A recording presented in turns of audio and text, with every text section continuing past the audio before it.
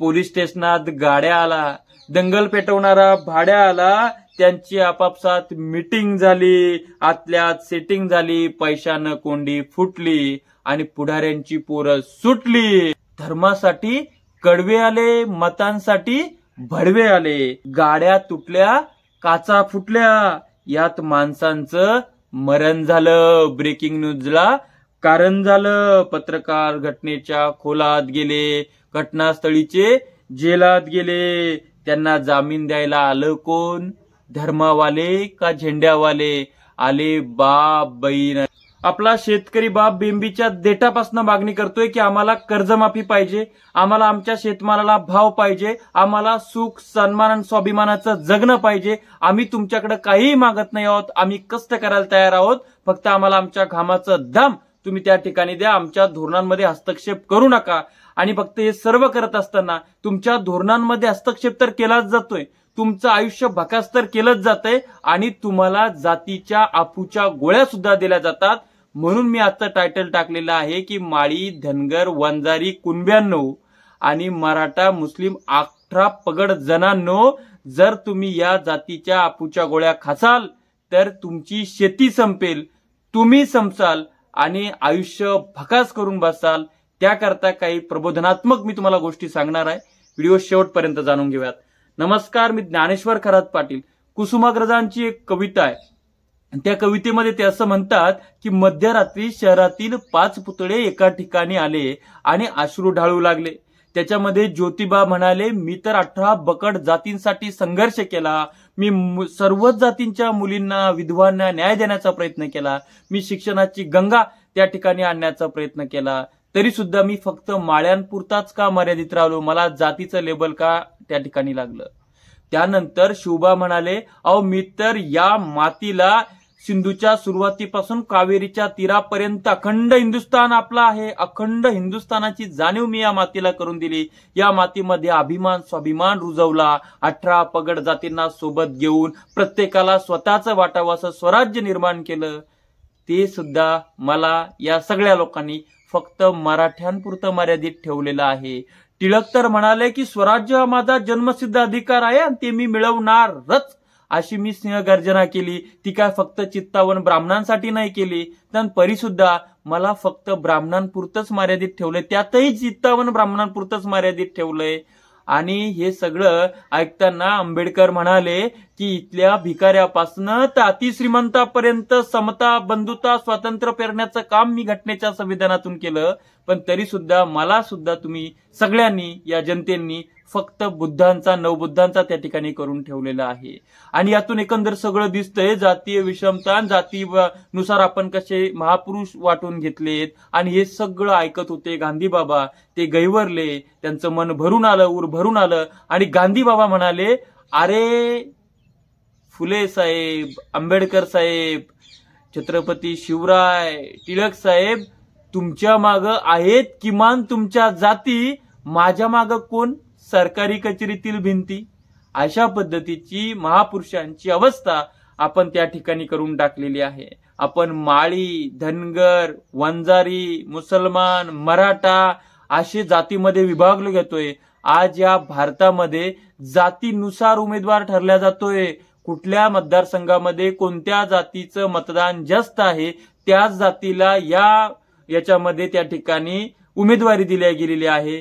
तुम्ही कुठला सर्वधर्म समभाव म्हणता, तुम्ही कुठलं संविधान म्हणता, तुम्ही कुठली लोकशाही म्हणता, ही अभिप्रेत नाहीये. आणि मला त्या शिव, शाहू, फुले, आंबेडकर, अण्णाभाऊ साठे, लहुजी वस्ताद साळवे असतील, लोकमान्य टिळक असतील, स्वातंत्र्यवीर सावरकर, या सगळ्या लोकांचे मला आज आभार मानावेसे वाटतात की या लोकांनी त्या ठिकाणी या महाराष्ट्रामध्ये इतका प्रगल्भ असा लोकशाही किंवा एक असा विचार भरलेला आहे. त्याच्यामुळं आज जातींना शिव्या जरी एकमेक घालत असले तरी सुद्धा जातीच्या म्हणजे ठराविक जातीचा जो काय महापुरुष असतो, की एखादा महापुरुष एखाद्या जातीला जन्माला आला आणि तो महापुरुष झाला म्हणजे तो काय जातीचा नसतो. परंतु आज जातीनुसार जे काय महापुरुष बघणं लावलेत तर त्या महापुरुषांपर्यंत आजपर्यंत बोट दाखवायची हिंमत झालेली नाही. ती या महापुरुषांमुळं, ही तुकडोजी बाबा, गाडगे बाबा यांच्यामुळं, डॉक्टर बाबासाहेब आंबेडकर यांच्यामुळं. पण हे चित्र पुढच्या पंचवार्षिकला त्या महापुरुषांच्या अंगावर शेण फेकेपर्यंत जाऊ शकतं. हे आवरणं गरजेचं आहे, ही डोकी सुपीक होणं गरजेचं आहे.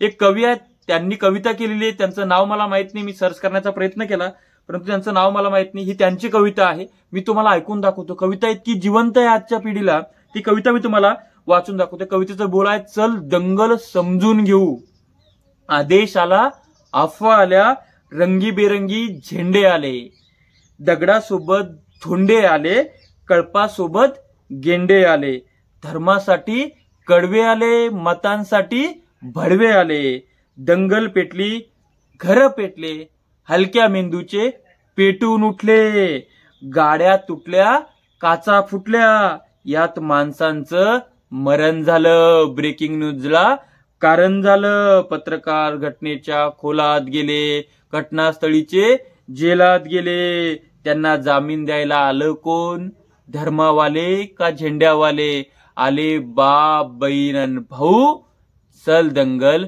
समजून घेऊ. पुढे तो कवी असं म्हणतो, हे जे काल झालं त्यात फक्त गरिबांचं हाल झालं, मग पोलिसांनी हुडकली, सगळी पोरं अडकली, मग दाखल केस, दाखल शिक्षा, आणि मग कशाची शाळा कशाची परीक्षा, मग पोलीस स्टेशनात गाड्या आला, दंगल पेटवणारा भाड्या आला, त्यांची आपापसात मीटिंग झाली, आतल्यात सेटिंग झाली, पैशानं कोंडी फुटली आणि पुढाऱ्यांची पोरं सुटली. पुढं तो असं म्हणतो की या जे काय गरिबाची पोरं अडकलेले जेलामध्ये, त्यांच्या पार्श्वभागावर कच्चून दंडे पडतात आणि ते सालोसाल जेलात सडतात. हे असं सर्व काही घडत असतं भाऊ, दंगली भोवताल आणि आपले वर्षानुवर्ष सोडू मावताल. त्यामुळं ही दंगल आपण समजून घेऊ, सत्सद विवेकबुद्धी जागृत करूया. जातीचा जरी ठेकेदार असला तरी तो एकटाच कोट्याधीश आहे, परंतु त्या सगळ्या त्या जात त्याच्या मागे चालती, त्या जातीचं काय. गरीब सडतोय, मरतोय, शेतमालाला भाव भेटत नाही आणि तुमची जर अशी एकी राहिली नाही तर आपले हाल कुत्रे देखील खाणार नाहीत. त्यामुळं हीच वेळ आहे, संघटित व्हा, संघर्ष करा आणि या सगळ्यांचे जे प्रयत्न आहेत, इथली शेती संपवायचे, इथले शेतकरी संपवायचे, ते हाणून पाडा. इथल्या शेतीचे दिवस आणायचे असतील तर शेतकऱ्याच्या पोरांनी एकजूट दाखवली पाहिजेत, जाती बाजूला ठेवल्या पाहिजेत आणि शेतकरी म्हणून मतदान. आता सध्या काय झालंय, निवडणुका घोषित झाल्यात, आजपासून प्रचार सुरू आहे. त्याच्यामध्ये शेतकऱ्यांनी शेतकरी पदाचा राजीनामा दिलेला आहे आणि तो आता कार्यकर्ता झालेला आहे, ठराविक पक्षाचा, ठराविक जातीचा, आणि त्यानुसार तो मतदान करतो आहे. आणि अशा मतदानाच्या समीकरणातून जर सत्ता निर्माण झालं तर ते सत्ता जी आली, ते सरकार जे आलं ते जातीवादी असणार आहे, ते तुमच्या शेतकऱ्यांशी काही त्याला घेणं देणं नसणार आहे.